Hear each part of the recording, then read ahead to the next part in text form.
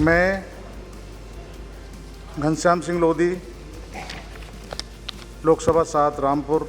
लोकसभा चुनाव देश का चुनाव, पार्टी, संगठन और गठबंधन के बनने बिगड़ने का खेल शुरू हो गया है। लेकिन सवाल ये है कि जिन्हें आपने 5 साल पहले सांसद बनाया, उन्होंने आपके लिए कितना काम किया, क्या किए हुए वादे पूरे हुए? हम पूछेंगे आपके सांसद से और बताएंगे आपको। नमस्कार, हमारा नाम है मोहित कुशवाहा और हम हाजिर हैं अपना खास शो सांसद का हिसाब किताब लेकर। तो आज बात होगी रामपुर के भाजपा सांसद घनश्याम सिंह लोधी की।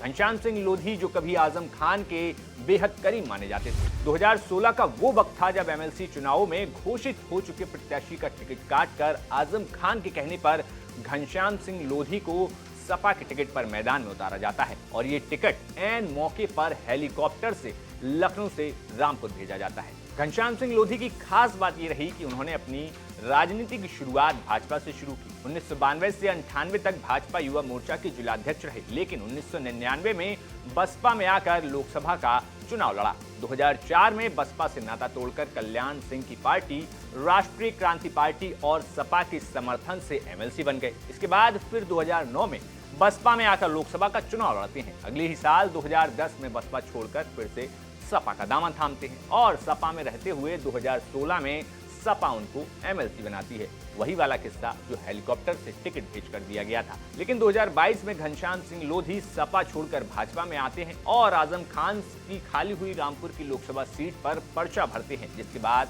जीतकर संसद पहुंचते हैं। ये तो हो गई राजनीति की बात, लेकिन सांसद के तौर पर घनश्याम सिंह लोधी कितने हिट रहे, अब वो भी जान लीजिए।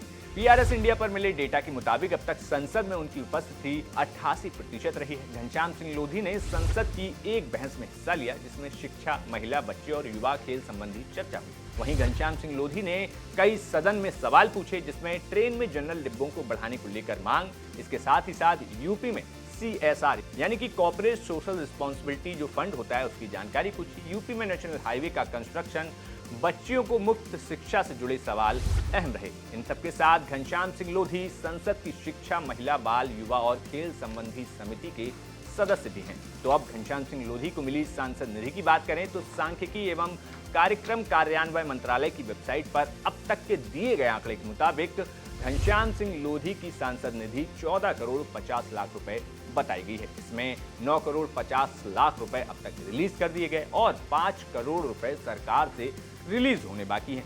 वहीं घनश्याम सिंह लोधी को अब तक मिली 9 करोड़ 50 लाख रुपए की जो राशि है, उसमें से 1 करोड़ 95 लाख रुपए अभी भी खर्च होने बाकी है। ये तो हो गई आंकड़ों की बात, लेकिन रामपुर से सांसद घनश्याम सिंह लोधी का अपने हिसाब किताब को लेकर रामपुर में अब तक उन्होंने कितना काम कराया, उसको लेकर उन्होंने खुद जानकारी दी। देखिए, 2 साल का कार्यकाल मुझे मिला और 2 साल में लगभग अभी 2 साल पूरे नहीं हुए, अभी 1.5 साल हुआ है। और मैं समझता हूँ 1.5 साल में इतना हो गया कि कोई सांसद 10 साल में नहीं करा पाता, क्योंकि बहुत दिनों का रुका हुआ एक ओवर ब्रिज का काम था जो मिलक में है 108 करोड़ का, वो माननीय मुख्यमंत्री ने स्वीकृति दे दी, वो बनने जा रहा है।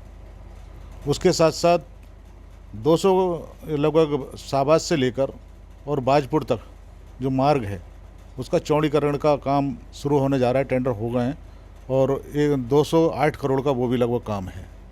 उसके बाद हमारे जो रेलवे स्टेशन है सदियों पुराना था, नवाबों की पहचान थी, लेकिन जहाँ से 508 जो स्टेशन हमारे मंजूर हुए पूरे भारत में, उसमें रामपुर का भी नाम है।